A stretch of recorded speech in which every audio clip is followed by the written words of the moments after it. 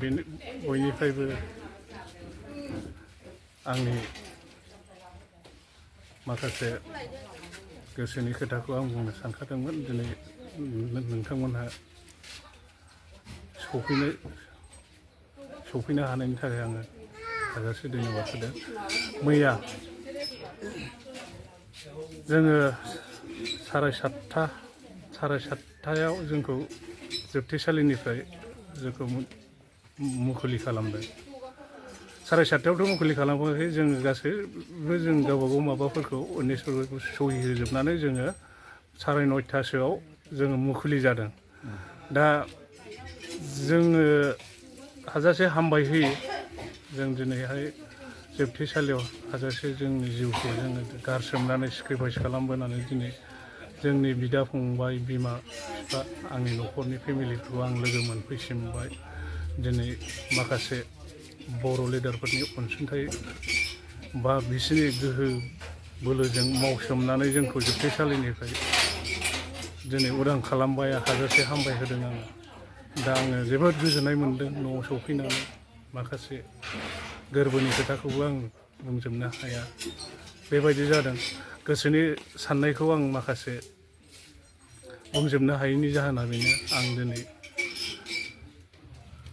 जोङो दिनै जेन'बा जोङो बिटिआर एकर्डजों लोगोसे लानानै जों बै समनिफ्रायनो जोङो सानसे जोङो गगोन होननानै जों मोनसे थांखि लानानै दंबाय थायोमोन सारमोननि सायाव, बा दिनै माखासे जोंनि Ndfb लोगोफोरनि सायाव फ्रमनि सायाव जोंहा फोथायनाय दंमोन। आरो माखासे दिनैहाय मोगथाङाव जाफुंबाय। आं माब्लाबाबो सानाखैमोन बे न'आव सफैफिनगोन होननानै। आं आसा खालामाखैमोन आंनि बिमा बुरिखौ लोगो मोनफैफिनगोन होननानै। नाथाय गमामायैनो दिनै जोंखौ सिमां बायदि जोंखौ जोबथेसालिनिफ्राय दर रोखावनानै लाबोबाय। सारमोनहा, आं नामखौ बुङा, जिखुनु जाया जाय बिथांमोनहा सेक्रिफाइस खालामनानै जोंखौ लाबोदों, बे बिथांमोनहा गाव गावनो मोनथिखागौ दिनै जोबथेसालियाव थानाय माखासे Ndfb केडार्सखौ दिनैहाय जोंखौ मुखुलि खालामना होबाय। जोंखौ उदां फोथाराव खोमसि जों अन्दर आलादा रायजोआव थानानै फैनानै दिनै जों गाव गावनि गामि ओनसोलनि आइ आफा बिदा फंबायफोरखौ लोगो मोनफैबाय। जोबोद गोजोननाय मोन्दों। दिनै फैदों, गोबां मानसिफोर फैदों, लोगो लाफैदों, जों लोगो मोनबाय, आं लोगो मोनबाय। आंबो सानाखैमोन मालाबादि आंखौ बेबायदि सापर्ट खालामगोन रायजो राजायाबो, मालाबाबो आं सिमां नुवाखैमोन। दिनै फ्रायनो मोजां लामाजों थाबायनो हमोबा आरो मोजां थांखिजों थाबायोबा जेसेबांखि माबायानो जा सहाय मोनो। बेनो जाहैबाय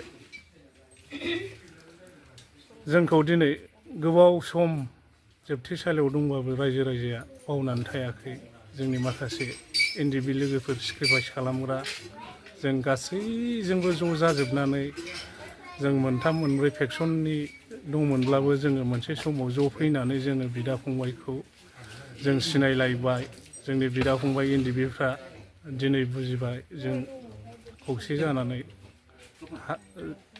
जोङो सालायलांनांगौ होननानै दिनै जों गासिबो जेसेबांखि दायफोर दंमोन, जों बिदाजों फंबायजों दावराव दावसि जाबोबाय, बेफोरखौ खेमा होलायबाय। जोङो दिनैहाय एकगत जाबाय। दिनै माखासे जोंहा बिटिआर एकर्डजों लोगोसे जोंहा बर' हारिफ्रा, बर' फिसाफ्रा, बर' सुबुंफ्रा दिनै गोबां दावराव दावसिनि गेजेराव दिनै उथ्रिसारनानै दिनै बयबो बर'फ्रा जांख्रिथायबाय। आरो जों नुनो मोनबाय गोबां जायगाफ्रा सोलायबाय। दिनै बेफोरबायदि जोंनि गामिया बेबायदि नङामोन, सोलायजोब्बाय। गय बिफां हनै न' बां जाजोब्बाय। दा बेनि थाखाय आं दिनै नुफैनानै बिराद गोजोननाय मोन्दों आरोखि। आं दा आंनो जेलाव जोबथेसालियाव थानानै आंखौदि आं माब्रै दिनखौ बारहोलांखो, समखौ बारहोखो, मा खालामनानै थाखो, दिनै बेफोरो आङो मोनसे माने आंनाव गिटार गंसे दङ।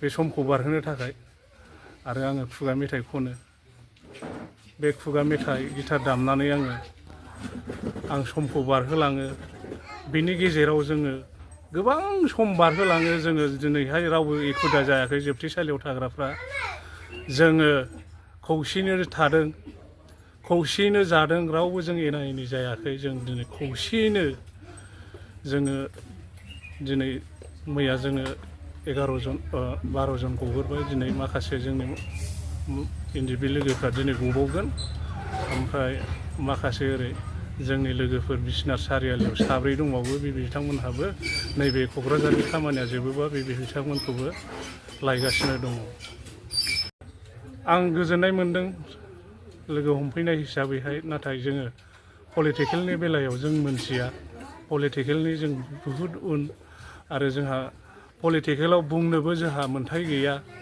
आरो जों सोरबा लिडारखौ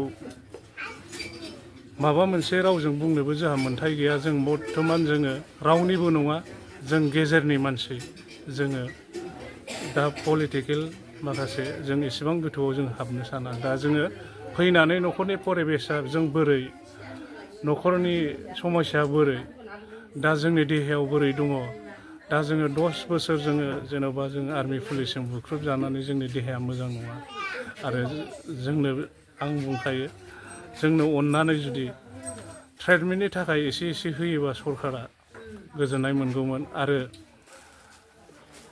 आंहा फेमिलि दंमोन नाथाय फेमिलिया गैला 10 बोसोर 6 मास 5 मास जाबाय बेनि गेजेराव आंनि फेमिलिया नेनो हायासै बे गुबुनजों हाबा जाहैबाय दुखुनांथाव बाथ्रा आङो लोगोफोरखौ लोगो मोनफैजोब्बाय न'नि बिमाखौ लोगो मोनफैबाय आं बिनानावा थैबाय बिनानावा आंखौ नेयैनो बिदानि दुखु दाहाखौ सहायनो हायैयाव बेमार जानानै थैलांबाय आरो आंनि फंबाया सिखोनाझार हाग्रायाव बुथारजाबाय NDB मोन म्यानमाराव ट्रेनिं होदोंमोन आफादाव बिखौथि होनो बेयो दिनै मुंख्लं जानायनिबो बेयो मोनाखै नाथाय आंबो दिनै आंनि जि मोननांगौ गोनां आंबो बेखौ दासिमबो मोननाय जायाखै दा बेफोरखौ सरकारा जुदि अननानै माबा मोनसे खालामनानै होयोब्ला आं बिराद गोजोननाय मोनगौ जाहाथे आं फेमिलिखौ नायनो हायो दिनै बिमाया बेमार सुगारजों रानख्रेबलांजोब्बाय दा आङो न'निफ्राय ओंखारनो साइकेल गंसे गैया थाखा फैसा गरसेबो गैया सोरबा जुदि आंखौ अनसुंथाइ होयोबा आं गोजोननाय मोनगौमोन आरो दा बिनि सायाव माने जोंनि केसखौ डिसमिस खालामनानै होआखै माने बे केसखौ जायफोर आरो दा नै निर्बासन फैगासिनो 2 मासल'सै दानि थाबाय थानाय